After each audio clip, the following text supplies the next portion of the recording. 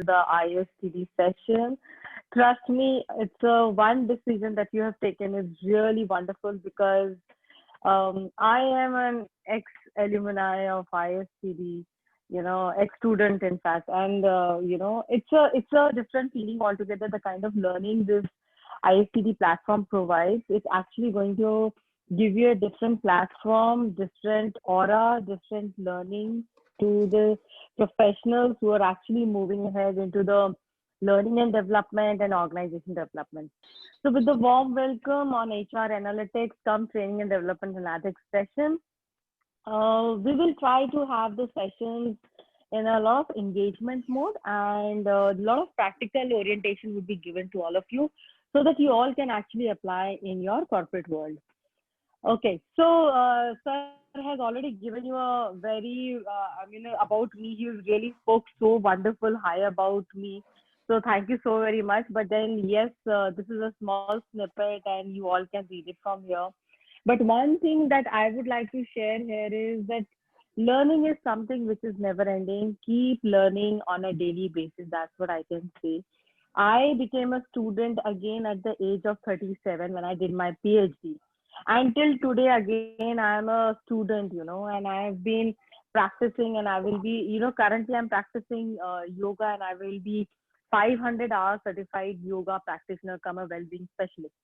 So that's why I say that age is nothing to do with the learning. So keep learning on a day-to-day basis. That's what I can say. So, we will have a important element of the chat box activity, some kind of polling, just to understand how the things shapes up, how the things work, and how you have to actually give an insight. Whenever you have to share, please unmute yourself. That is the best thing I can say, right? So, if you want to know anything, please feel free to unmute yourself, because there would be certain words, certain maybe acronym, or some words which would be very difficult to understand probably, or we might not be knowing the meaning because those might be used very strongly into the corporate element.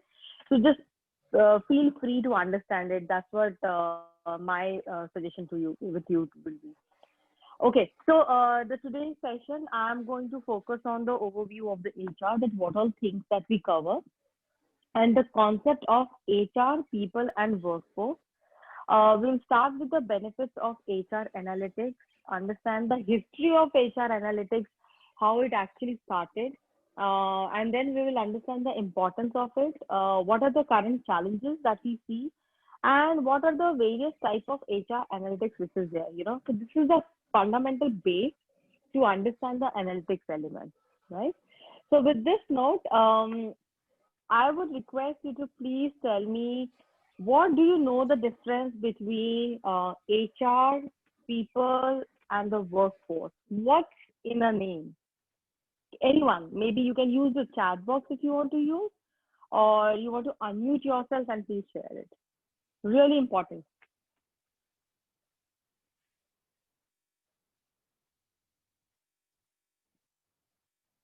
Yes.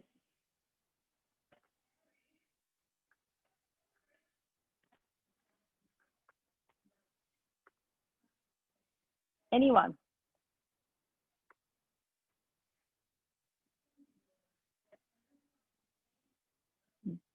What exactly do you understand by HR, people, or workforce? Is my voice audible? Yes, ma'am. Okay, perfect. All right. Yes. So anyone? Hello, ma'am. Anuradha this side. Hi, Anuradha. So HR, human resource, came after initially it was used as a manpower, personal management, where the concept was only to administer the people related docs, MIS for in and out activity. But over a period, it was understood that people are just not a tool; they are resource. So understanding with that concept, even the organization came with a concept of human resource who will look after the entire employee life cycle of the employees, where the different functions play the major role in addressing the different people aspects for the organization's boundary. People, people is you, me, and anyone who bring some kind of a skill and competencies that make difference in the organization. And workforce is a group of people who collectively join an organization or work for a common goal to achieve something which is will be a capital force, I will say, if it is a resourceful. So that is a workforce. Okay, super, nice. So on the chat box, I see Manisha writing HR is, it manages people workforce, people engaged or available for work. That's nice. And Follow Me says people are in general, workforce are employees at work, and HR to take care of the people as well as management. Superb. So rightly put it across by you all. So indeed that people are the one who actually manages the workforce of an organization, right? And this is what you will see. Even Arpita also mentions that HR is the resource of an organization. People are the, SK competency pool, correct. Workforce are the group of people in departments now and for future. Fantastic. So we totally understand this aspect, See, yes. Now, we have understood these three things, that it is like we have understood people, we have understood the, who are the HR, what is the HR aspect, and what exactly is the workforce. Now, what is analytics? I mean, people say that it's a systematic computational analysis of data. But if I have to ask you, what exactly is analytics? Can anyone tell me? As in your language.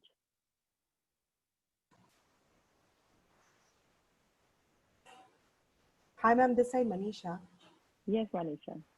As per my understanding, analytics is completely related to the data that speaks some concluded solution. What are we looking forward to? Say anything. Say, for example, if we go to appraisal system also, so we need to analyze the performance. We conclude it into a number, a consolidated figure come across, and then we accordingly give kind of ratings or kind of increments to a person. Parallelly, L&D also, see, analytics is also how you can measure a performance of anything, be it a system, process, a workforce. So analyzing a few things, data is something that is important. Without data, you can't get into analytics. Okay, that's a nice thought. So when I heard the statement, you said leading to conclusion. What if we don't lead to a conclusion? Is it possible? So it may possible. It depends, like, what data that we are analyzing. And if important aspect is missing from that data, of course, that can lead us to, go nowhere, basically. We won't be able to conclude it. Right. Okay. Super. So, yes. Yeah. Tell me, please. So the quantitative framework of understanding any operation or activities from start to end as in a result form is an analytics where we are ahead. So in a different way of presenting of mine, so it gives a picture of what actually the situation was, and after the process how the things have changed, and what is the actual result we are looking out to achieve. So sometimes data is predicted, this is what we want. Sometimes data is not predicted, but with a chunk of, with a raw data information which is available in a chunk, when we address in a meaningful decoration or computations, we came to know this is the different angle to look for. So here the analytics play the major role. All right. Okay. Again, different perspective, different thought. Thank you so much, Anuradha. So in the chat box, Raju says analysis of data or a statistics, right? Now let's try and build on it. So basically, Ajay says that data is just a data. Analytics is to make to figure out an insight out of it. Beautiful, very nice. So let's try and understand. So what we know that analytics is actually used for discovery, interpretation, communication of a meaningful pattern in the data, right? Now, whether we are going to, that interpretation that we are going to, identify, whether we are going to use it or not, that's a separate thing. So when we applying the data patterns towards the effective decision making is the important element in the analytics. Okay. So to put it in a very simple word again,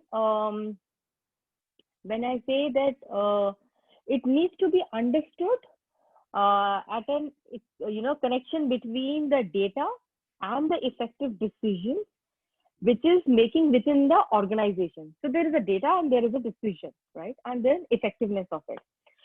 So specifically, when I say the valuable rich area which is recorded in the form of information, analytics relies on the simultaneous application of some of you have said that statistics, computer programming, operation research to quantify the performance.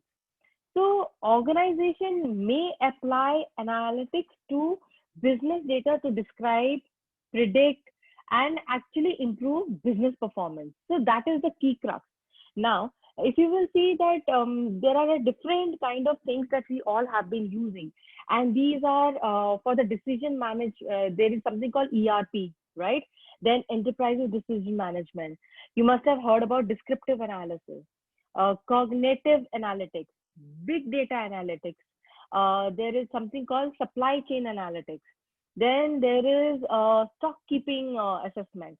There is a optimum utilization analysis, marketing optimization. Then there is a marketing mix modeling analysis, web analysis, call analysis, sales analysis, predictive schemes, prescriptive schemes, and you will find these all things comes with the data, right? So you keep working on these data, and that's why you will see it's nothing else but the analysis of the numbers, right? So there is something that we mostly say in HR, which we use the word people analytics, correct? But trust me, people analytics is what they say is the discovery, interpretation, and communication of meaningful patterns in data. There is nothing called people data. People data is purely when we will talk about HR per se, or when we will talk about in the trainings, when we'll talk about, or in the learning pattern, how much people are learning, we will understand on that aspect. So that's why we'll say it's a very subjective, it is very focused oriented. Okay. Now, what does this say that in the current environment, I mean, I will call it a competitive environment, where people are definitely most valuable assets. People are the most important thing. And I think in the last couple of years, the huge investment which has been put into the tools and the information system to manage the performance, hiring, managing compliance, employees development in order to enhance the capabilities and increase effectiveness. So for that, using data process, which is being produced by using various tools, it actually implemented in the various set of in the various department, I would say, by the various set of organizations, just to get the best element in the form of basic analysis. We call it HR matrix, correct? Now you will find that the data gets actually used, and through the various past records, previous periods, positive trends, negative trends that we see, we tend to create a benchmark. And then we compare these performance against their with ourselves, with our competitors, and then we get to know where exactly we are.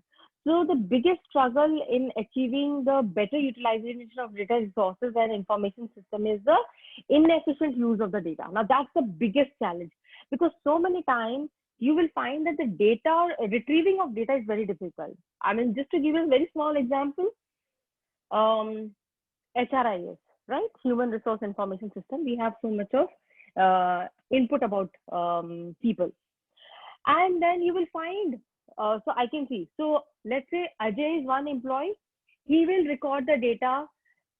Like we make a format and the format says name, age, date of birth, address.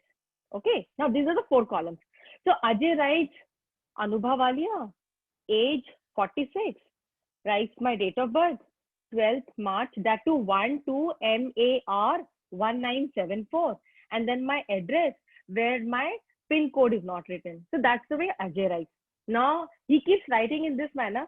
After some time, Rajul comes and Rajul now will write. Now he writes Anubha Walia, जिसमें Anubha का N गलती से 2 बार लिख दिया, right? And then in the age, he writes 46 years by RS instead of writing just number 46. And then date of birth, here he writes 12031974. So what is happening now is there are data is there, but there is a different data which is getting captured. Now that becomes a problem. Okay, so you will find that it's really important that how we capture the data, it's a key. So if I have to ask you right now, what is the difference between analytics and analysis? Who would like to answer? Difference between analytics and analysis.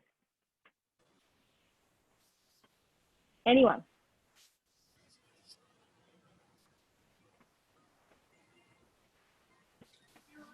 Hello, ma'am. Ajay. Okay. Oh, okay. Yeah, Go ahead. No, Go no, ahead. Ajay, please. Ajay, go on, please. Okay, so Ajay, after you, because your alphabet is A, so let's go with you first, and then Okay. we can catch up them. Yeah. So, analysis is actually trying to find out what the problem is. Okay, in a particular set of cases, what could be the possible issues related to that? That is analyzing that kind of present thing or present challenge that you are having. Analytics is the entire study of the any kind of challenge that may arise. So analytics would include any circumstance, any kind of situation, any challenge that is coming, and it is a subject per se wherein you are deep diving into that. Analysis is just on that particular thing that you are doing. Maybe I'm correct, maybe I'm not. So you can Okay. go ahead. Yes. Okay. So thanks. So there's someone else who did mention, was about to share. Okay. So on the chat box, yeah. Please go ahead. Please go See, ahead. Yes. Sorry. I may be wrong, but yes, for me, data analytics is a kind of a broader term in comparison to data analysis.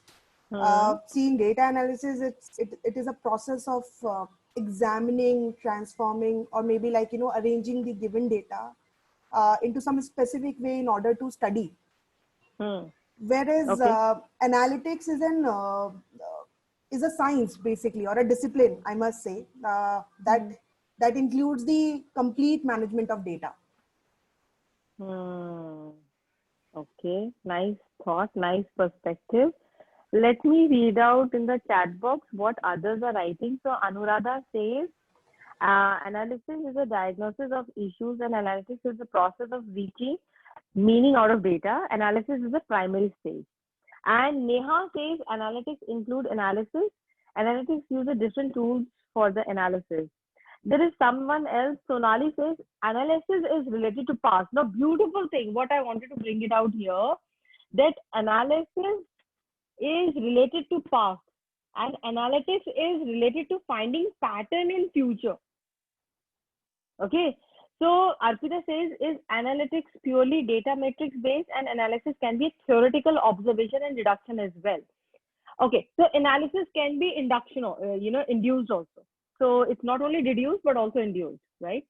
So let's try and understand here, okay, that yes, what they say is categorically that analysis do focus on understanding the past, what has happened, why it has happened, whereas analytics focus on why it happened, what will happen in future. So it's a futuristic approach.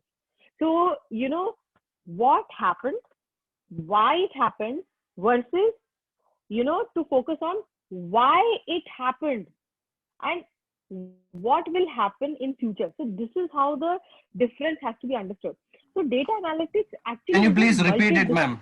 Ma'am, can you please Yes. repeat it? Okay.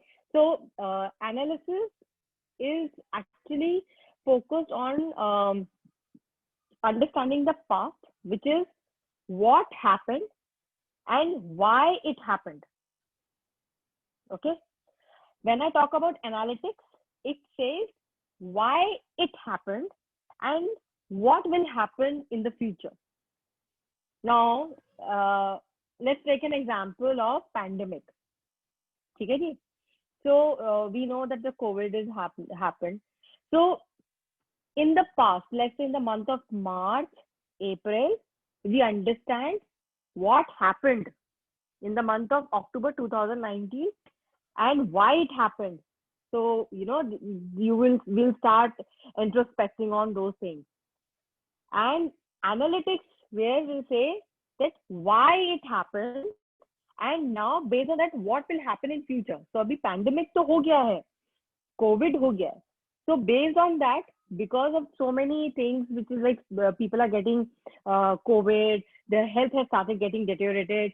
So people have started projecting that because now people have got COVID, they might suffer more in future on their different body organs. This is for the future prediction, right? So data analytics is actually a multidisciplinary field.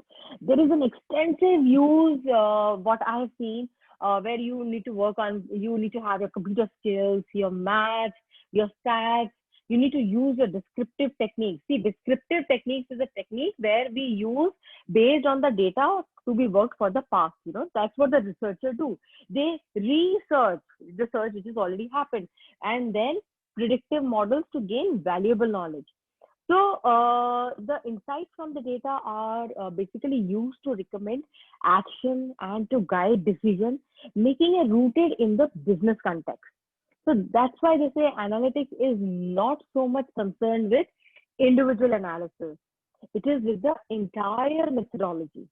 So there is an increasing use of the terms like advanced analytics. Then there is called, we say prescriptive analysis. Okay. There is a predictive analysis. We also use and the words like unsupervised machine learning, which includes cluster analysis, principal component analysis, segment profile analysis, association analysis. These are all when we use tools like in the next class, I'm going to talk about how many tools that we can use, right? That is, the tools like SPSS, Minitabs. I will not go deep dive right now in that. In the next class, we are going to talk about this. So when we talk about these analysis and analytics, let's try and understand what is it that comes in your mind for HR analytics versus people analytics versus workforce analysis. Now, anybody from the group, what is the difference between these three as per you? HR, people, and workforce analysis. We have understood the difference between what is HR, what is people, and what is workforce. We have also understood what is the difference between analysis and analytics. Now, let's try and understand what is HR analytics, people analytics, and workforce analysis. Anyone? Hello. Arpita here.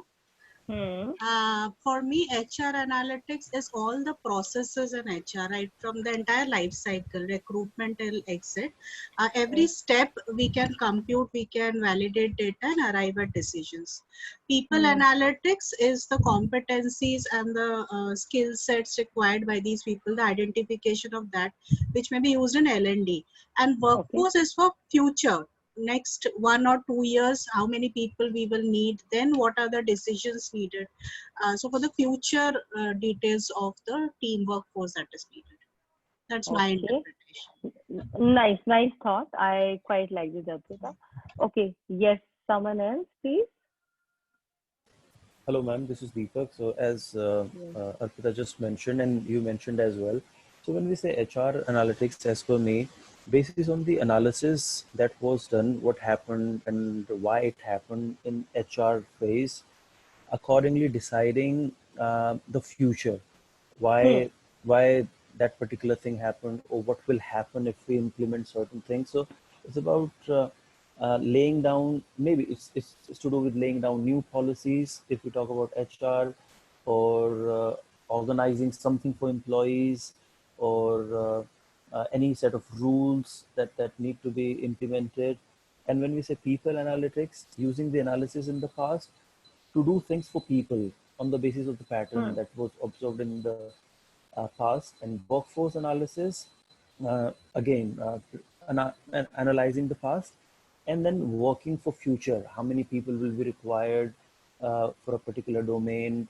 And then in case if AI needs to be introduced, what will happen to other people who are already there in the organization?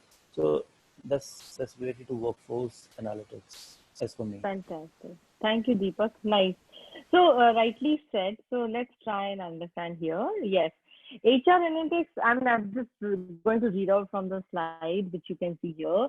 It's a branch of analytics tasked exclusively with the matrix of the HR function.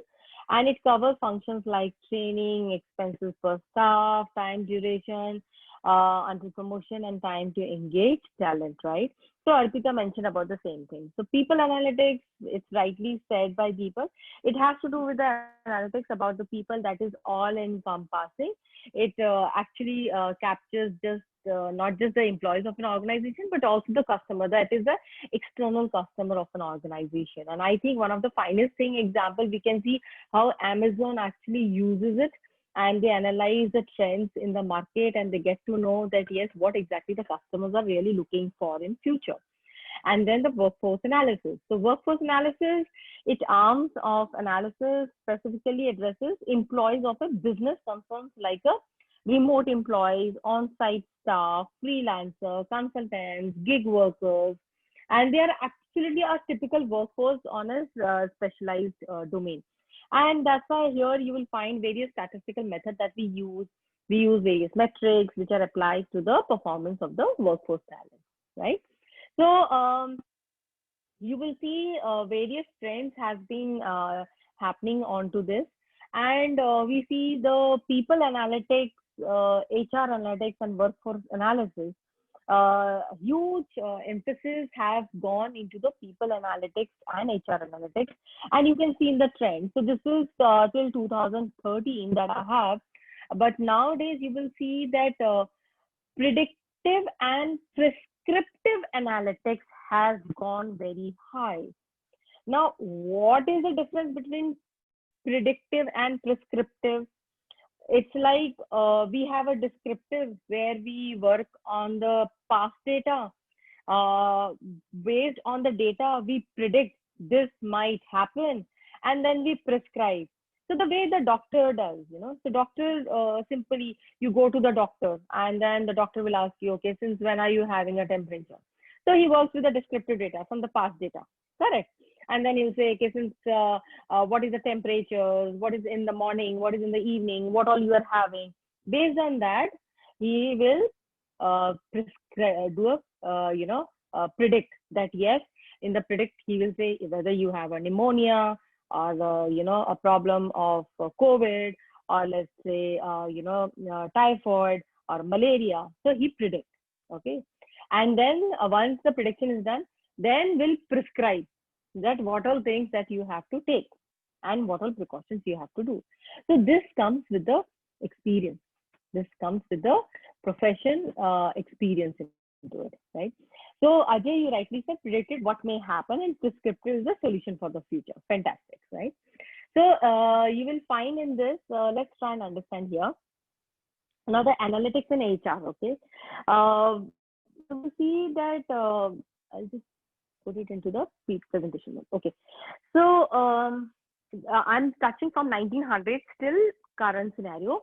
in last almost like 80 to 100 years, you will see that how in 1900 we were purely focusing into the element of for good 50 to 60 years supply chain analytics. We talked about the financials and budgeting analytics. There was a lot of integrated supply chain, and then ERP and financial analytics people were using it. And as I I worked in banks, so I know how treasury works. So there were like a lot of analytics, and things were getting used. So over a period of time, the industrial economy moved towards the financial economy. So financial economy focused on the biggest giant, the conglomerates and the engineering setup. And that was a decade for a 10 years. That was a good decade. And you will find the CRM became very prominent. We started working on the data warehouse. We started working on customer segmentation that, okay, let's, what is the average median for the age of India. We started understanding what is the buying behaving pattern. We started understanding the web behavior patterns. And then we also started understanding and predicting the customer's behavior, that how the trend has been started changing. And one of the finest example I could remember by Shashi Tharoor sir, when he mentioned that how when you used to go and buy a coconut, and now today the seller actually go on the tree and will ask you what kind of coconut are you looking at, and the customer and the seller is actually talking on the phone. So you start predicting the customer's behavior, and that's how you keep changing the services. And now today it is a talent economy. The beautiful thing is each individual is talented. Each individual is really smart. But then to figure it out, the globalization perspective, and for me, it is not even a globalization. Everything has become glocalization. The global thing has become local, right? So demographic skills have gone at a different level. Leadership, element, we need to figure it out. So we started figuring it out and working towards the leadership and talent. So recruitment, learning and performance measurement, move towards the workforce planning, then talent analytics, and finally talent models and HR analytics pattern has happened. So, this HR analytics, that's why you will find is it has become a very prominent, and it is nothing but when we say about HR analytics is nothing but a science of gathering, organizing, and analyzing the data related to HR functions like recruitment, employee engagement, performance, talent management, retention, information system, that is HRIS, to ensure a better decision at our workplace. And by using various types of HR software and technology, we are creating a large amount of data every day. So the objective of HR analytics is basically to make sense of this data and to get a valuable insight indeed, so that we can use it very effectively. Now, if I have to, tell you here that, or let me ask you this way, which all data we can generate in our organization? So you all are working. So can you use a chat box, or can you just unmute yourself and can you tell me the kind of data that we generate in our organization on day-to-day basis? So I've given you one of the sales figure right now on the zone-wise, right? Yes, anyone? Ma'am, I am a Commander salesperson. Sani here. Okay, Achha. fine. Yes, Sir. go ahead. Please, Sani sir, please go ahead. No, I thought after you. Okay. Hanji. Okay. So primarily talking about a defense organization, I'm in the Navy. So all the analysis which happens with us is primarily to do with our firings, with our flights. A lot of data is generated. Say you are firing a missile. So the particulars are so variable, whether we fire a torpedo, whether we fire a missile. It goes down to analysis of sea state, the roll and pitch of the ship. And every time we do it in different parts of the ocean, the data is different. It especially holds true for weapon firings in various parts of the oceans. The demographies are so different. For example, the sea depth, the temperature profile, the density profile, the salinity profile of the sea in various parts of the world are different. So if I fire a torpedo, say in Indian Ocean, the travel path of the torpedo is very, very different. So we have to generate tremendous amount of data in various parts of Bay of Bengal, Arabian Sea. And then when we colder part of the world, the entire gambit changes. Okay, so when we operate of South China Sea, things are very different. So that's one part where we have to generate tremendous amount of data. Second thing is, even when we fire a surface to air missile, when we fire something in air also, because of the geography, because of the different strata and the layers of atmosphere, also the different fuel profile of various missiles and the ranging, as well as the missile launchers. So these are varying from ship to ship. They vary from range to range. And third thing is the data generation during our flight operations. We have the number of flights, which you see, it's very precise. You know, whenever a flight is launched, the time taken, the readiness for the flight, it varies. It varies from operation to operation. It varies from fuel state. What has taken you not to be able to launch an aircraft in time? How many sorties have you done? What is the turnaround rate? What is the weapon load range? So when when I see around armed forces, apart from HR perspective, the operational perspective gives us huge data, and we have a combat engagement capability now. There was times like you were discussing in the graph 60s and 70s. I can tell you we used to have one chip going to the enemy. Now today is combat engagement capability, where we are 5 ships and a submarine and an aircraft on top, all systems matched. It's called combat engagement capability, and then homing onto an enemy. And you just imagine the amount of the variables which are there on our radars, on our combat engagement systems, and the feedback coming across the board. That means I'm sharing corvette's feedback, I'm sharing a frigate's feedback, I'm sharing a destroyer's feedback, and all that in one combat system. So the fleet commander, the amount of data which gets generated for validating our fire control solution is amazing. Just sharing some thoughts on this. Thank you so much. I think this is amazing. Thank you for sharing. That's a different insight altogether, because we are the part of the corporate world and we never see such a different scenario altogether. And I think thank you so much for enlightening us with your set of knowledge and experience. And I can actually relate to it, because the kind of data you all must be playing around, and I think a wrong analysis or wrong prediction can actually give us a huge amount of cost, you know. And this is what happens, right? And this is what happens with all of us in this corporate world also. I mean, just to give you an example, you know, that in the marketing gamut, I mean, just see that, I don't know how many of you have heard about the Ganga soap. How many of you have heard of Ganga soap? Yes, Ganga soap. Anyone has heard? Or used? It was a 99. Oh, you will be so surprised. So this soap came in the market with a good amount of investment of, you know, some 300 odd crores, 300 to 350 odd crores. And absolutely in 4 months, it got vanished. And, you know, they did a great analysis that it will do phenomenally superb and people are going to use Ganga soap and we're going to rise high. And later the prediction and then, you know, finally we got to know that people were not ready to use just because of the name Ganga, which nobody could think of. So many times, you know, analysis can make you actually paralysis. So you really need to understand what we actually have to predict, and that's why these kind of experiences matter, right? So again, so this is one element from the you know, sea side or from the air side. Anyone else who can share with me the kind of data that we can generate?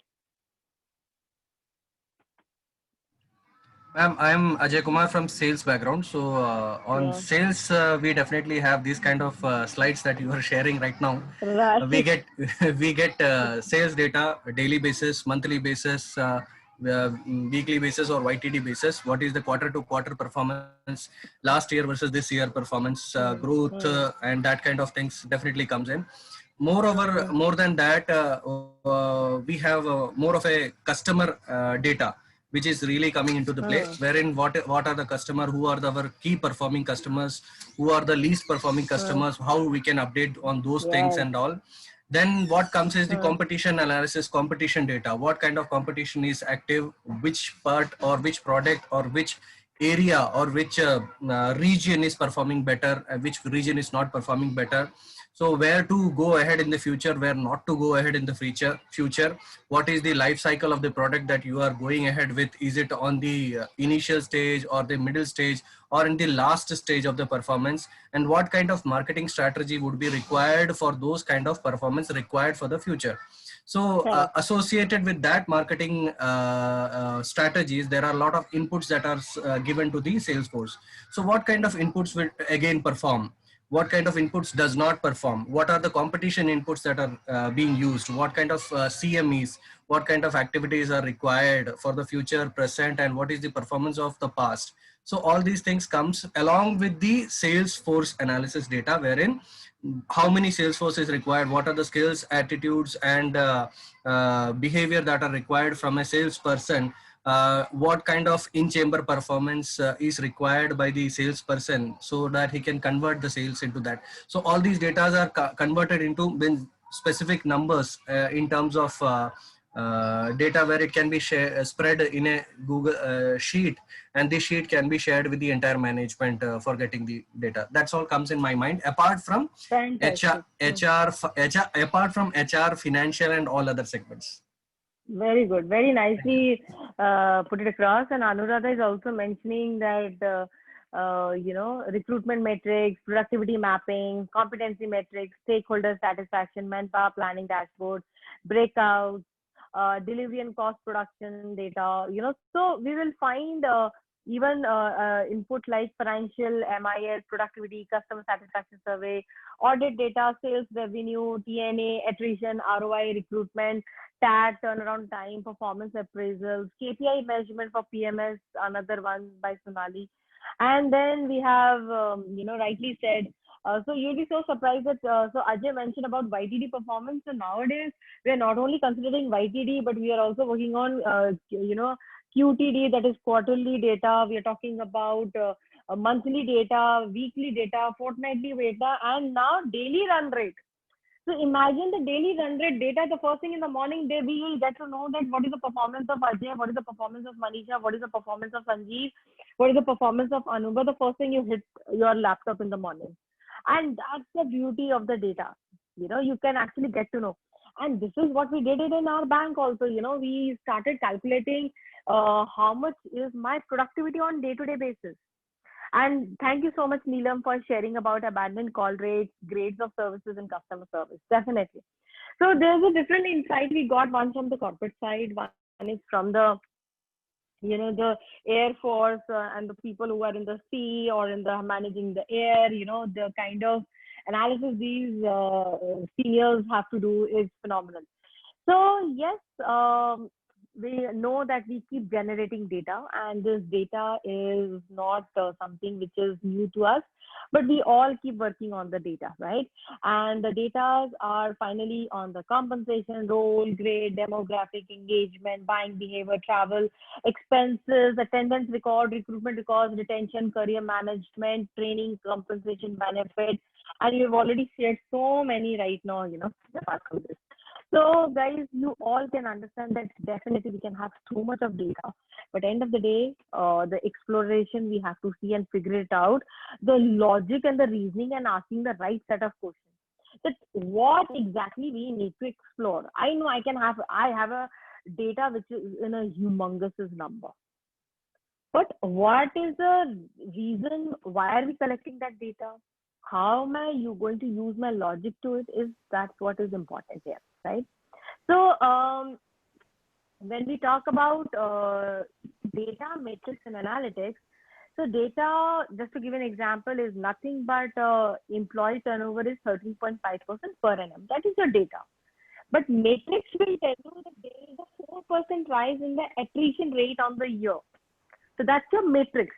And analytics, we have noticed a sharp increase in attrition rate related to a specific manager. So that is how you really need to know the difference between all three of them: data, matrix, and analytics. And what I have identified and found that people get confused analytics with matrix. So they will give you the justification to it, but why that is happening, we don't talk about that. So you will find that, when we see the differences, indeed the data is something which gets captured first, So you will see that you will hear a lot about data. You will hear a lot about metrics. You will also hear a lot about analytics.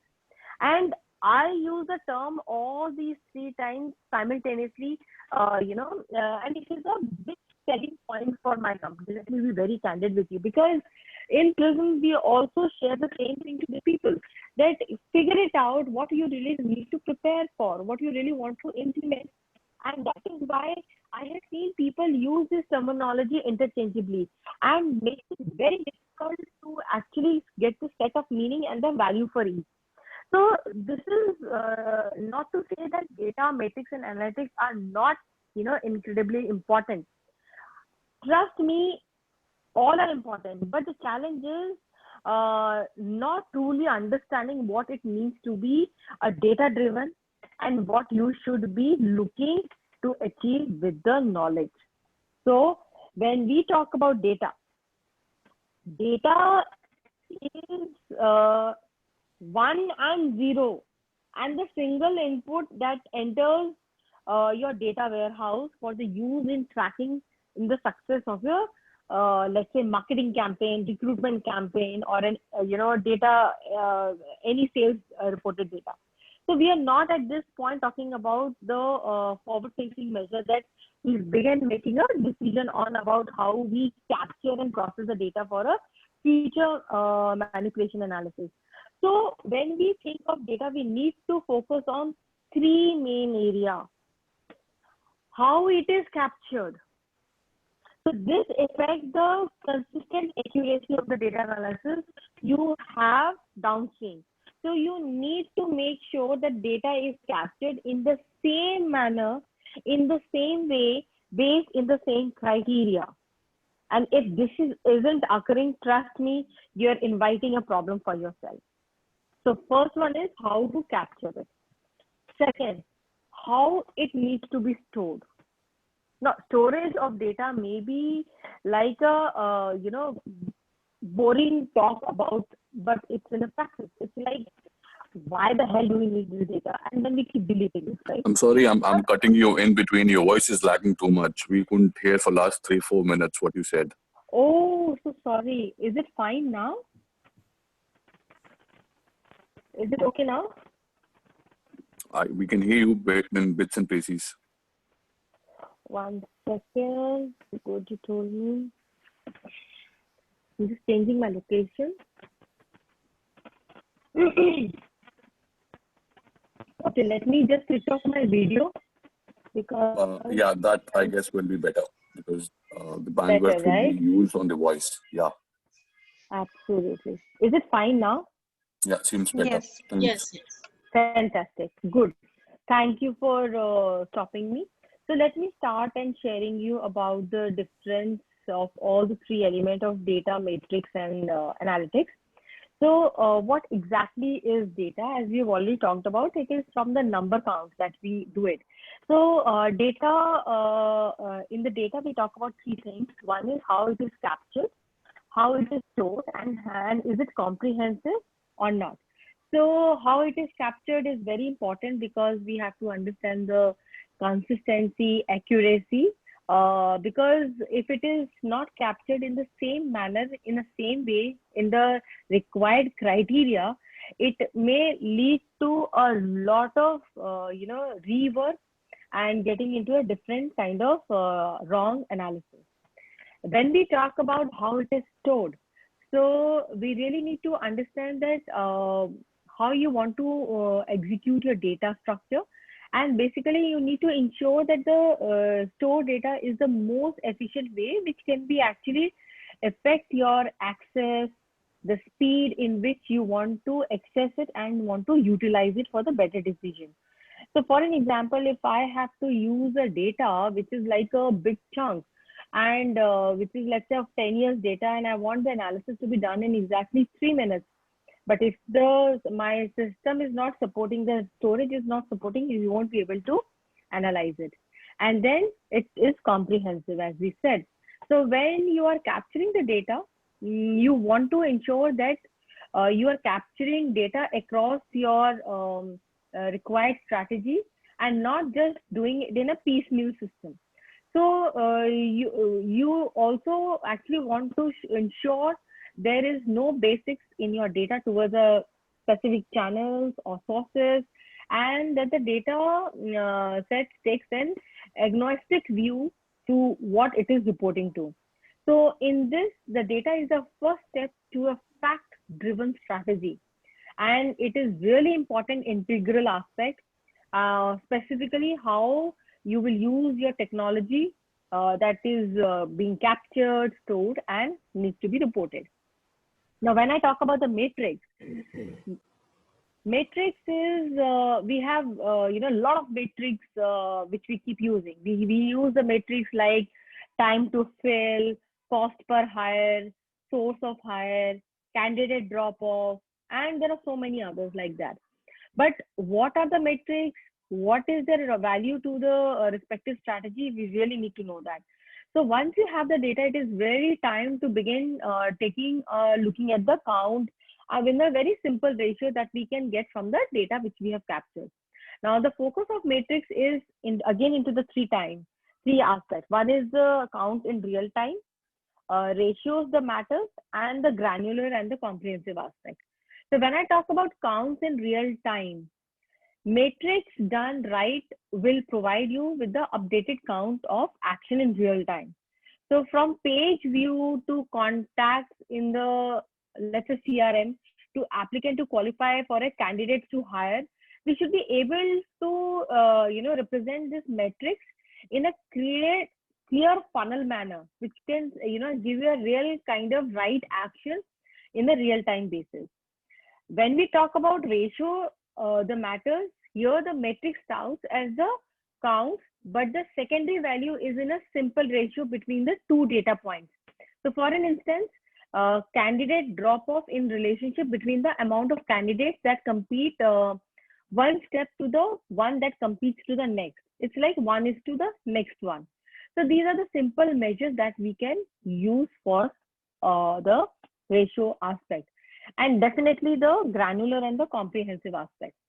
So any good metrics will be provided in real time. It will be available to you both as per the required level and as per the aggregate level. Now, to give an example, that let's say you should have a data that your recruiters can use to determine next action on filing a job today, as well as metrics on the full data set to understand more strategic plan down the road. So you can have the element of both granular and the comprehensive aspect. And finally, the analytics. Indeed, it is says it's like a nirvana, So here's it actually meets the important aspect into the very deepest, which is nothing but the quest for knowledge. So as a caveat, big data is an analytics on the steroids, but many that talks about big data don't truly use the term correctly. So sometimes they make it very, very confusing. So before I get started and I start talking about these in a very detailed manner, it's very important to, always important to find out the facts that what exactly the data is all about, what is the matrix we have logged down, and what exactly the analytics we are going to work upon. So there is a very highest level of understanding we need to work with. And in this, we work on the three elements again: dashboard, asking the right questions, and predictive analysis, right? So when we say dashboard, so it is really like an Excel dashboard. And you all would have seen these kind of dashboard in our day-to-day life in the corporate scenario. And you really should know how to read the dashboard, because lot can be identified, and you can figure it out from the various factors. You can actually do a lot of hit and trial, figuring it out what is flexible and what is not flexible, and what can get an access and what cannot get an access.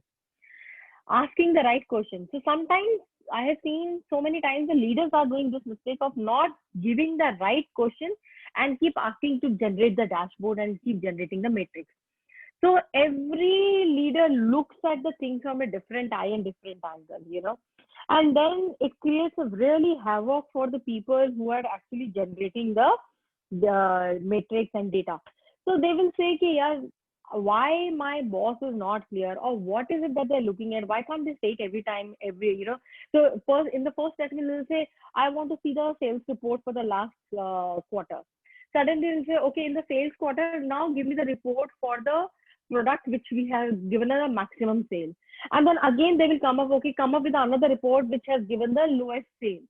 Then who's contributing the most? So every time, if you can put a right question in the starting, you will see it is always give the right set of direction, and your time will be really managed and adhered. Okay. So I can see someone is writing on the chat box. Just give me a second here.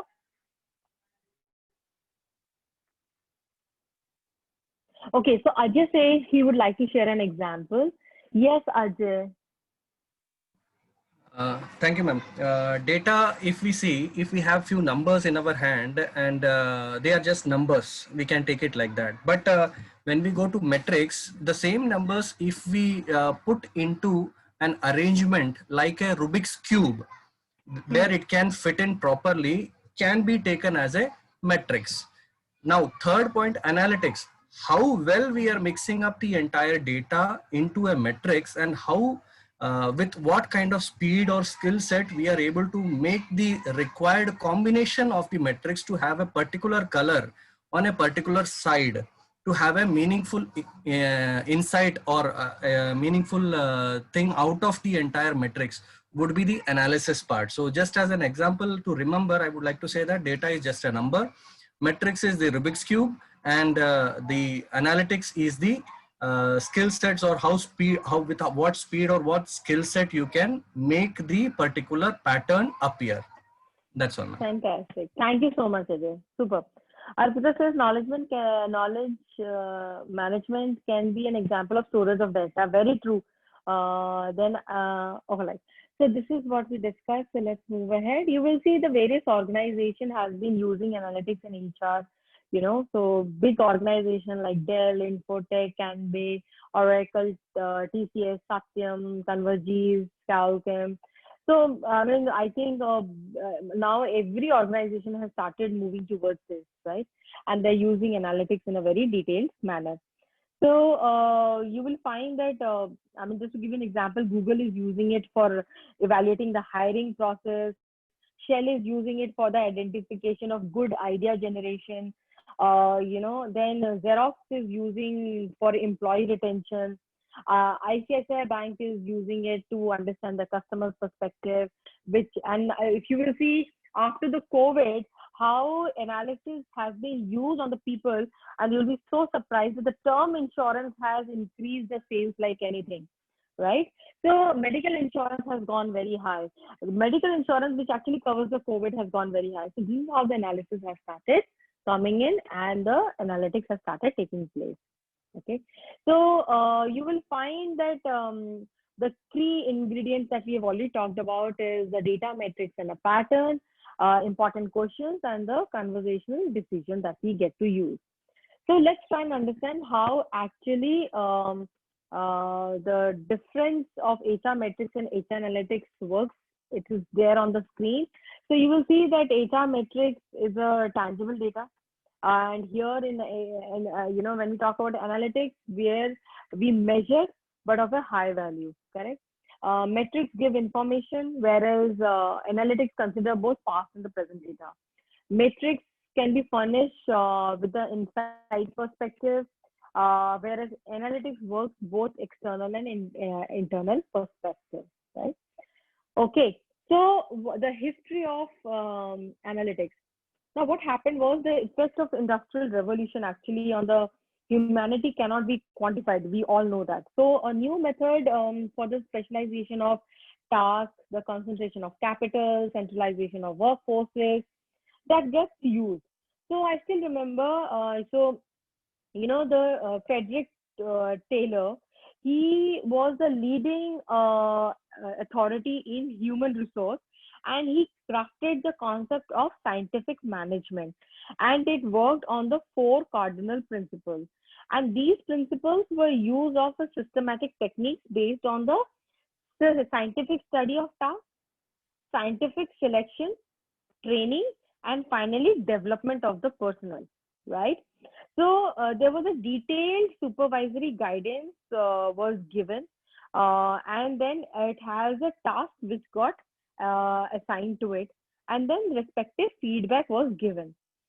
So the application of scientific management principle to the labor force was actually planned with the thorough division of work, and which involved a even split of work between the manager and the staff with the people.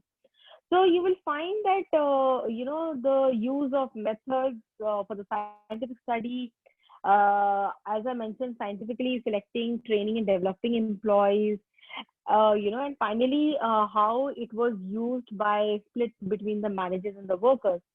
The element of this became very prominent after the Elton Mayo thought, which came in the during before the World War II. There was a study which was happened in the US, which was called Hawthorne study, and where the Elton Mayo talked about that the human perspective has to be given very strongly, right? And that's how the element of analytics actually started from there. To give you an insight, just before the World War, there was this Hawthorne study was a study for 12 years. And in this study, the great professionals, statisticians, psychologists, they were a part of study in the company called Western Electric Company. And in this Hawthorne study, the entire 12 years was phased out in three years. So first 3 years, there was a one set of study, then the second year, another set of study. I will not go deep dive into it, but I just wanted to give you an insight that this study actually brought out a lot of new insight, what we used to call the PDCA cycle by Deming in the quality, statistician bell curve in the descriptive study that we do. Even in performance management, we talk about normal bell curve, So these are the things, the skewness, kurtosis, these are all elements actually came from this particular aspect of the study. And that is how the origination of analytics started, right? So then after the post-World War, we know that Hiroshima, Nagasaki, it actually, there was a lot of challenges happened in the Japan. And then all these statistical elements started, this got applied in Japan. And then from there, the analytics filled up in a very different level altogether. And you will find in the modern era, specifically after 1990s, the analytics actually started playing at a very different level, and the various kind of new set of technologies into the artificial intelligence, machine learning, visualization tools actually started coming in, right? So with this, the importance of human resource analytics actually came in. And this is a field which we actually know that it applies the processes onto the modeling by using the set of statistics. It improves the employee performance, retention, and business outcomes that we look at in the form of return on investment. So the various importance of HR analytics, we see that I know that analytics is primarily based on data. So it enables actually HR practitioners to collate, organize, and analyze HR data, which could be the related function of the recruitment, managing, engaging, retaining the top talent to aid a better decision making in these respective areas, right? So the large volume of data are created daily by the HR department, and they use various kind of software tools and technology for it. Now, the important aim of is to interpret the data correctly, so that the we can harness valuable insight which is gained from it. So there are the importance. It improves the HR performance indeed. So this is one of the major factors that is used for a decision making. It is really important because the increased need of HR, which makes only possible, and we can figure it out how we can use it into the different platforms. Identifying the best performing talent, right? So again, it's a critical insight which can be gained by accessing and analyzing the data of the company's workforce. So the key examples in this, the identification of best performing personnel in an organization. I remember in our bank, we used to have the maximum contributor. So right now we have a professional from the sales background, so then you get to know. So this is how the best performing talent gets identified, not only on the basis of the job, but also on the basis of performance, on the goal achievement, and giving something extraordinary to the organization. Then we have identifying attrition and its causes. I mean, there is a huge amount of data which gets revealed and exposed. We need to understand the pattern and understanding why it is happening. We need to figure it out the commonalities, what could be the root cause of it. So I still remember in one of the organizations when we were doing a case study and when we were doing in fact a project, and we could sense that there's a lot of attrition which was happening in this ex organization. Sorry, I can't use the name of the organization because of we have to sign the contract with them to maintain the discretion. So, in this organization, the attrition was happening, and we were feeling, firstly, we were just trying to understand who's, actually leaving the organization. So we identified from the analysis that people who have not done the masters or who had not done the higher education, they are leaving the most. So this was the first analysis. And then we predicted that, okay, let's do this way. So the prescription came in, okay, let's, because all the people, those who have left, they have gone and joined the higher education. So why not the organization start providing an opportunity to the people who are already working in an organization, and give them the great compensation or the fees, benefit. And the moment we did that, the attrition reduced. So that was another example I thought of sharing. Predicting in-demand skills position within the organization. So again, it's again to determine what skills, what position requirements people are looking at. The changes have started happening, and now you will see that last year how AICT has changed the the pattern and the boards exam, the vocational studies. The pattern has changed a lot, and tomorrow you will see that people will be actually hiring a required skill set based professionals rather than having a plethora of knowledge. So they will really look at the people who are actually a master in one particular domain. So the skills keeps changing, and today, if you will see, the skills have changed drastically.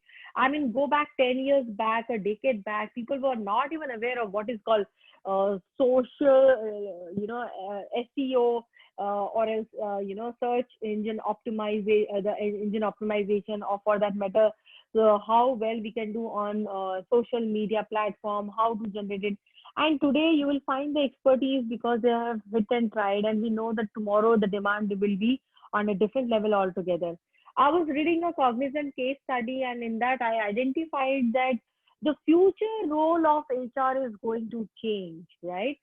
So the demand for employee engagement coach, demand for gamification is really going to be humongous. So we really need to enhance our skill set accordingly. Then transforming role of HR as a strategic partner. So we are no more all called as a normal HR professionals. We have actually become a part of the board members and started thinking on the strategic basis. So this is because you'll find that employees data grants actually a valuable insight by empowering human resource tremendously. So we can furnish the company's executives with the accurate, tested, verifiable data, which can be backed up with the policies, for the various kind of engagement that we need to plan, or for the talent assessment, engagement, recruitment for that matter, So retention is another aspect has become very, very important into the HR analytics. Okay. So indeed, there are various benefits. We have to understand these benefits of HR analytics, not only increase the need for the data, but it actually helps quality. The quality of hire that we do can actually become a beneficial. The retention is another benefit. The futuristic element related to the strategies that we plan, and finally, what kind of hiring we need to have for the future that goes on. So that is how the benefits are changing, and people are actually using it. Let's try and understand what are the major challenges, guys. Now, this is something which is really I have seen and observed. Now, we know that the various HR tool which is being used today to churn out the huge amount of data on a daily basis, but without clarity of how that data can be useful for a particular decision-making process, it is difficult to tap into the true power of HR analytics. And trust me, so there are many local challenges that you will find you might face while implementing HR analytics strategy. And the major challenges is multiple source of data. You will just tell people, okay, I am looking for this data. Your reporters will get you 10 different sources of data, and then you will be thinking what the hell to do with this data. So the source are so many, but that is why you will find that the tracking system, the learning management systems, employee referral software, it needs to create and it needs to be identified and has to be standardized. And that's why the data scientist, which is a very, very important job in the current scenario, they spend 85% of their time in just collecting and cleansing the data. Okay. And this cleansing of data, what they do? Imagine separating the useful data from the noise data. The data which cannot be used from one source is in isolation while making, we'll use another data for the strategic business decision. So sometimes it becomes very difficult to integrate these into the silo system. And trust me, it's very difficult to communicate to the people. So please ensure that the source of data needs to be one. And otherwise, you will be, again, as I said, analysis will make you paralysis. And data is something you will keep working on data, you will keep correcting the data, and half of your energy and time will be wasted in correcting the data. And this is what my experience is whenever we have worked with the data. Second one is lack of skills and training. Now, while it is true that the data scientists and the managers, and in fact, for that matter, CHROs, have a preconceived notion that the HR department have little or no play in analyzing the data. Now, considering the techniques which is involved, they hesitate to learn and implement these tools, which is supported by the mindset, which is a fearful learning curve. Okay. So the HR manager would rather rely on their human intellect rather than going through the training for HR analytics. Trust me, I think it's compliment to ISTD that they're actually having this session for all of you, because there are a lot of things, the machine intelligence, which we need to take it out the human from the human resource, and which is not at all true every time. So understand that when we talk about these trainings, get into the understanding of the skill sets, understanding the descriptive analysis, the basic of stats. I know people know lots about data, but then the moment they see a data in front of them, with a simple graph, they can understand whether it is beneficial for us or whether it is not beneficial of us. And so many times I have seen people even don't know how to read the graphs also. So we will have another session onto it, that what graph leads to what kind of analysis, So that is the practice which we'll work on, because tomorrow you are all are the future leaders. And in fact, so many of you are already at the leadership position. So you will not be working on the data. You will not be working on the, calculation. You will just look at the graphs and you just have to interpret. You just have to work on understand the matrix. There are people who will be, taking out the data for all of you. It's just that, I have seen the best of the leaders. They really take out the error from the matrix and they'll say, okay, this error has happened because in the data has not been captured correctly. So we need to ensure the analysis can be that's why taken care, right? So with these two, you will find that the different type of HR analytics which keeps happening is on the cultural analytics, capacity analytics, employee churn analytics, leadership analytics, capability analytics. Okay, so organizational cultural analytics talks about climate versus culture, understand how the culture is changing, and they keep monitoring on that. Capacity analytics talks about which impacts the revenue of the organization. It actually enables you operationally efficient workforce, and helps you to know the behavioral analysis of the people. Employee churn talks about the labor force turnover, why people are moving out, what are the future trends, the reduced staff attrition. We need to collect data from the past, understand the historical employee churn. We need to see why is it happening. We need to figure it out how we can prevent it. When we talk about leadership analytics, it talks about kind of leaders when we do leadership assessment, who is going to fit for that particular role, who will lead to the better side of the leadership competencies, whether in the form of nurturing talent, or whether into the form of strategic agility, or whether it's into the form of organization agility, a collaborative approach. So we'll figure out and then work on the analytics of the leadership. And then capability analytics, that we keep all doing it to understand what are the standards which are expected out of the people and how they're performing onto the job and the work that they are doing, the tasks that they are doing. And then we take out the gaps between that and then give it to the people. So these are the different elements you will find people have been using the analytics for, right? Okay, so this is another one, the last slide for the day to make you all understand. So I have put it for the HR analytics, retention, training, service delivery, talent acquisition, strategic element. And then here you will find, imagine the various kind of data that you can work on, right? So retention is attrition, retention, voluntary versus involuntary, breakdown, employee retention index, cost of replacement. Training is average training hours per FTE. So in one of the sessions, I'm going to give you the formulas and important jargons that we use. FTE is nothing but full-time equivalent, right? So what is full-time equivalent? It is the hours which hours worked by one employee on a full-time basis. And the concept is used to convert the hours worked by the several part-time employees into the hours worked by full-time employees.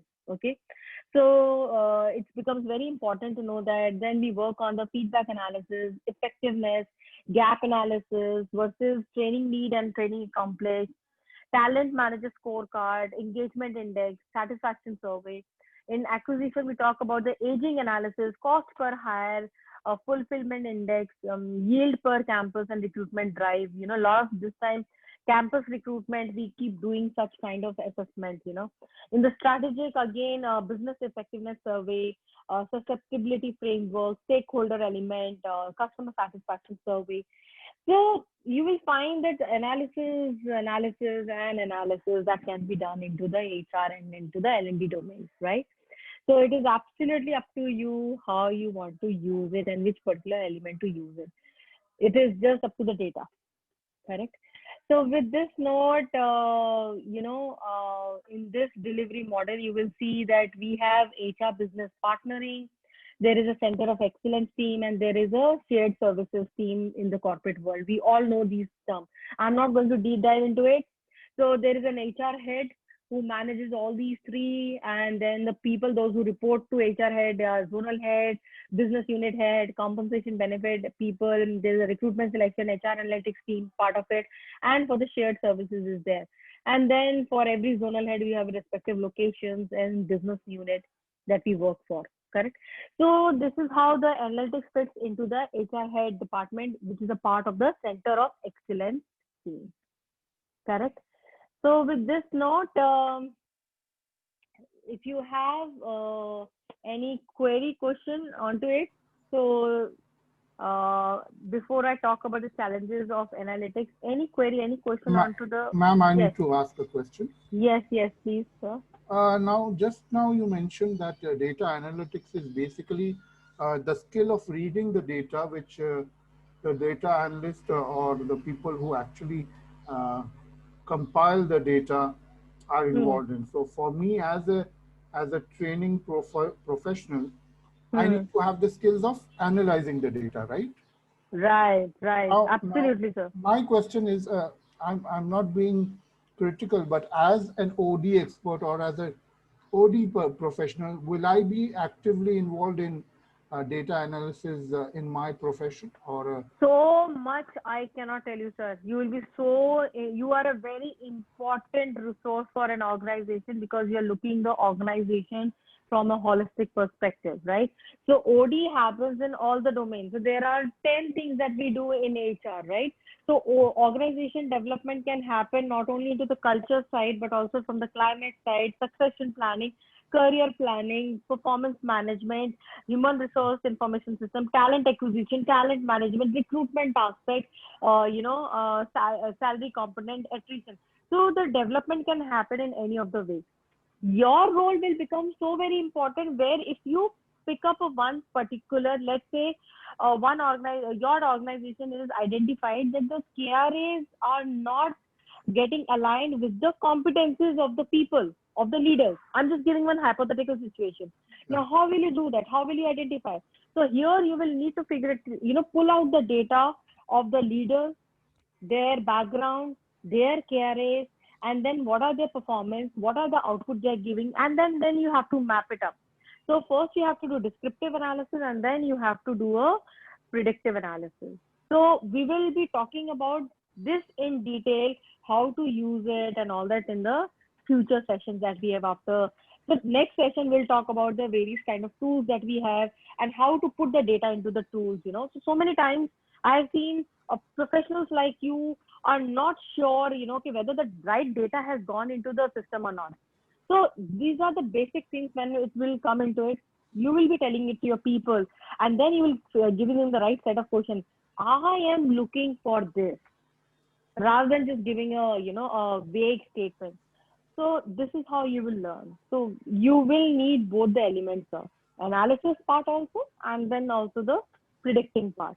Your, the people, those who are reporting to you, the data scientists, they will do the cleansing of it. They are the executive roles. They keep working on it, So that's how it works. So what you mean to say is I will read the data, and based on the data, I will have to take the necessary actions or whatever is the decisions to set the process into. Absolutely, sir. Absolutely. So if you're a part of the strategic HR domain in the OD profession, if you are that part of LEDA, then your contribution to the growth of organization based on your analysis will be a very important justification. Thank you. Because you are giving a direction. Yes, right? Thank you. So challenges, very important. Data privacy, so major one. Second, data cleansing, another challenge. So identification of skilled pool of data, talented people. A lot of people will say, I have done this, I have done that. But the moment I just ask a very simple question that if there is a bell curve, how will you identify mean and median out of it? And people are just looking at my face. That shows that, the basic is not in place, which we are going to go very deep dive into it. Data quality, again, as I mentioned in the starting, with the example of Deepak and Ajay and Anuba, how they're putting my data, so you'll find this thing. Guys, another challenge is leadership buying in. If the leader will not buy in the analytics, you can't do anything about it. So you have to go step by step and understand. And tracking your data by using the HR technology is very, very important.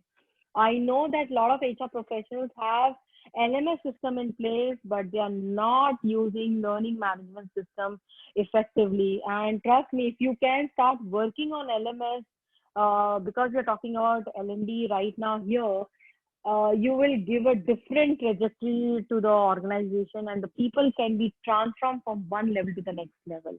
So this is how you have to work on. Okay, so Ajay, you say that OD is based on data only. Only one needs to know it. Yeah, one need to actually know it. It is, see, it is not only you need to know the what data you want, in what way you want, what analysis you want. That is the matrix element, and you should be knowing it. What analysis you want to actually finally retrieve out of it. So that is why the analysis and finally analytics for predicting. If this is happening, we have to do this in the future, right? Yes. Open forum now, guys, for you. So this is my credential. If you want to reach out to me on my personal window, so my mobile number is there, my email ID is there. I'm there on all the social media. You can write my name on the Google. You'll get all the details if you have missed out. So I'm always, yes, available to you. Yes, sir, Yeah. all to you. I have a question. You shared regarding the retention training, service delivery, Yes. talent acquisition, and strategic. So I would like to relate it to types of HR analytics that you discussed. It is coming under what kind of type, like organizational culture, capacity analytics, employee? Next class, sir. Hold on. We'll Okay. go step by step. We will go very deep dive into it. No, And I just wanted to link where it is. That's all. oh yeah, so in the next session, next session after the, so how we planned it, first to give you the background to it, secondly tell you what are the various tools that we can use and what those tools actually give which kind of analysis. So every tool doesn't give every kind of analysis also. So a lot of time people buy those tools and they do a mistake, then they say, oh, we should have bought that tool, right? So then clarity on that, and then finally which tool to use so that you can actually analyze respective things for a various subjects onto the HR. So that is how we will extract out of it. And then we'll do a case study where you will be performing into it. So while showing this slide of retention training, you were trying to tell us about the tools, right? Oh, I was just telling you that what kind of different analysis that you can come up with. Different kind of analysis. That's about it. Right now, in the next class, I will tell you which tool can be used to get those kind of analysis. Okay. That's how it works, right? Yes. Okay. Any other? One question here, ma'am. Yes, Rizwan, sir. Now, for example, we are talking about data analysis. In case of SMEs, like small and medium sector companies, they may not have something like a data analysis system set up, or they might have it in certain functional areas in their company, but not on the overall. So what would happen in such a case if I have to guide them as a consultant? What would be my tool there? So to be honest, if you're talking about analytics, you need data. Otherwise, you use your third sense, which is your gut, nothing else. So experience is the most beautiful thing in life. So that is a drawback as far as small and medium sector companies are concerned. So but you'll be surprised, sir, Rizwan sir, nowadays SMEs and MSMEs, these setups have actually started working in a lot of data. Yes, they have, yes. Yes, so I think they have not become totally streamlined, but they are still catching up, and they are trying to integrate everything, all functional areas, into a data management system. Basically, it helps them much easier. It makes it easier for them to manage the organization, because there are a lot of CRM systems available which help them in this. Very true. So they mostly, I've seen SMEs are working on the ERP solutions. And I mean, just to give you an example, see, I'm from Delhi, and I know I stay near to Faridabad. I'm in Delhi only, but Faridabad and the Noida is very near to me. And what I have seen that Faridabad, you will find a lot of export houses and small unit setups, and they are working with ERP. And we have been consulting to these small setup also. But one good thing I would suggest here is you make the system. So a lot of people are using Excel. So I am going to talk about Excel in the next class also, because Excel is something that everybody is using it. One of the very powerful tools. But then again, how to capture the data in Excel, and a lot of people don't know how to use macro in Excel. So my suggestion for you, Rizwan sir, is you tell somebody to become perfect in Excel, start capturing the data in a correct manner. So the standardized format should be there. And to be telling you honestly, 30 days of data can actually help you out to know what is coming in future. I am being very honest and candid with you. You can really know the kind of customers walking in. You will know what time people are coming in. You will actually get to know the the element of the people. So nowadays, just to give a very scenario, artificial intelligence has gone to an extent that today when you enter the office premises, just by looking at your face, they will get to know that how much productive you will be on that today basis. Yeah. So that is the level of analysis has gone in. So we are still in India talking about not the basic, but we have gone to the very advanced level. But then the thing which we have to implement, right? Okay, Paulmi, you asking? Yes, the PPT would be shared, my dear, and ISTD also upload these the document as well as our today's recorded session in YouTube or in their site. You can get in touch with Alok sir. Then about the books, definitely. Okay, so there are various books, but HR analytics per se or one book, I have, they have related to the subject wise, tool wise. So what I will do is I'm going to share that with all of you and with the names in the next class, right? Because we've already crossed. It's it's 11:45 right now. So Sonali, you're asking in case of SMEs, creating data capturing template format itself become the first stage. Yes, my dear. Sonali, that's your first stage, and you need to again standardize it. Again, I'm telling you. Problem happens is, suppose Sonali initiates something today, after 7 months, we see Neelam coming in there. And then you find things are challenging again. So thank you so much, ISTD. I think they have really shared the link for all of you, the YouTube. When is the next class, Arpita? So I think it will be again on the Sunday. And ISTD is going to share with you, and I'll see you next week then. Oh yes, Manisha will be doing 2 case studies. Just hold on. I know today is the first class only. We will be doing it in our session only. We will be doing it practically, right? Ma'am, one more question. If it's not too much, is there a standard template which would help us to understand basics, not the complex part of an analytic data, basically? So, as I said, today is the first day. Hold on, we have 7 days. We will be coming up. Yes, yes. So we'll be talking about templates. We'll be talking about matrix. We'll be talking about analysis. We'll be sharing the data. We'll be talking about the tools. Then what errors people do. So all those things, the practicality will. Thank you very much. Thank you. Okay. Thank you so much, Manisha, for appreciating. Thank you so much, Deepak. Great, Rahul. Same. I really appreciate all of you all. So look forward and thank you so much and have a great week ahead from tomorrow onwards. Thank you very much. And happy Navratri. Namaste, everyone. Thank you so much, Anuradha. Thank you, Ajay. Bye-bye. Thank you, Thank you. Thank you. Bye-bye. Bye-bye.